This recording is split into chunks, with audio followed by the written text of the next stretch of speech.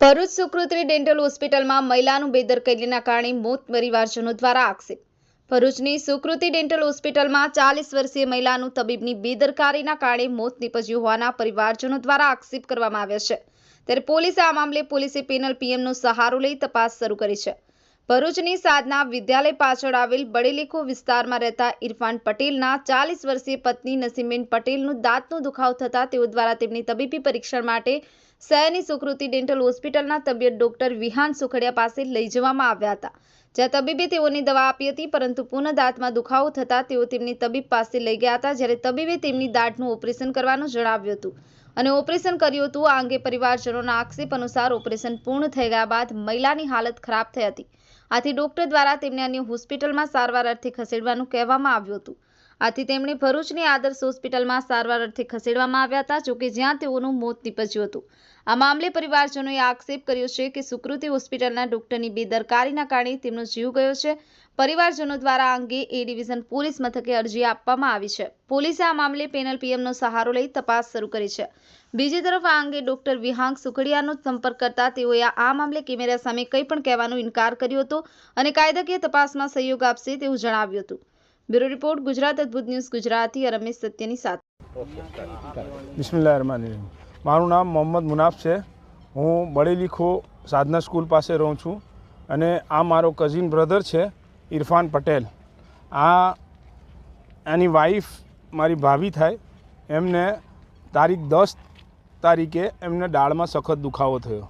એ દુખાવા માટે અમે ડેન્ટિસ્ટ પાસે ગયા, દવાખાનું સુકૃતિ હોસ્પિટલ, ડૉક્ટર વિરાંગ સુકડિયા એમની પાસે દવા લેવા ગયા। એમણે ચેકઅપ કરી ને દવા આપી કે ભાઈ આ ગોળીઓ આપું છું, આનાથી સુકાઈ જાય, પાક થયું છે તે સુકાઈ જશે, અગર નહીં સુકાય તો તમે બીજા દિવસે આવજો।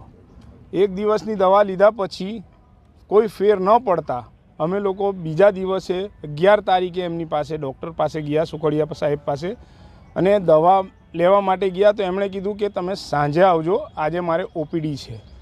તો અમે સાંજે 4:30-5 વાગે ત્યાં ગયા। ત્યાં દવા લેવા ગયા ત્યારે ડૉક્ટરે ચેકઅપ કર્યા પછી અમને કીધું કે આમનું તાત્કાલિક ઓપરેશન કરવું પડશે, દાળમાં પસ થઈ ગયું છે। અમે ઓપરેશન માટે રજામંદી તો આપી, પણ અમે એમ કીધું કે અમને થોડી પૈસાની સગવડ કરવી પડશે, એટલે અમે કાલે આવીને ઓપરેશન કરાવી જઈશું। પણ ડૉક્ટર સાહેબે બહુ આગ્રહ કર્યો અને જીદ કરી કે આજે ને આજે જ ઓપરેશન કરવું પડશે। તોય અમે ના છૂટકે એમને સંમતિ આપીને પૈસાની જોગવાઈ કરી। હવે એમને ઓપરેશન કરવા લઈ ગયા। ઓપરેશન કરાવતા પહેલાં એમની મેડિકલ રિપોર્ટ જે છે કે બ્લડ રિપોર્ટ કઢાવી ને એ કઢાવવા માટે માણસ મોકલી દીધા ને થોડીક જ વારમાં એમણે ઓપરેશન થિયેટરમાં મારી ભાભીને લઈ લીધા રિપોર્ટ આવ્યા પહેલાં, ને પછી એમણે ઓપરેશન કરી નાખ્યું। ઓપરેશન 15-20 મિનિટમાં થઈ ગયું। ઓપરેશન કર્યા પછી મારી ભાભીની તબિયત એકદમ જ ખરાબ થઈ ગઈ, ક્રિટિકલ થઈ ગઈ। એટલી વારમાં ડૉક્ટર સાહેબ આવ્યા, એમને કીધું કે ભાઈ મારે આ બહેનની તબિયત બહુ ક્રિટિકલ થઈ ગઈ છે, એમને બીજી હોસ્પિટલમાં રિફર કરવા પડશે। મેં એમને પૂછ્યું કે સાહેબ આ તો દાળનું ઓપરેશન છે, એના માટે બીજી હોસ્પિટલ શા માટે? તો કે ક્રિટિકલ એમની પોઝિશન થઈ ગઈ છે। તો અમને ડૉક્ટર સાહેબે કીધું કે હવે એમને બીજી હોસ્પિટલ લઈ જવું પડશે। અમે સંમતિ આપી। તો ડૉક્ટર સાહેબે એમ્બ્યુલન્સ બોલાવી અને એ પોતે જાતે અને એમના 2 માણસો સાથે આવ્યા અને આદર્શ હોસ્પિટલ 5 બત્તી છે ત્યાં અમારી ભાભીને એમણે એડમિટ કરાવ્યા ને એ લોકો પછી ત્યાંથી ચાલ્યા ગયા ડૉક્ટર સાહેબ લોકો। હવે મારી ભાભીને એટલું બધું ઇન્ફેક્શન થઈ ગયું કે એમની ક્રિટિકલ સિચ્યુએશન થઈ ગઈ ને એ ડૉક્ટર સાહેબ પછી ત્યાંથી ગયા તે ગયા, એના પછી આવ્યા જ નહોતા ને મારી ભાભીનું તારીખ 11 તારીખે રાત્રે 11:30 વાગે એમની ડેથ થઈ ગઈ।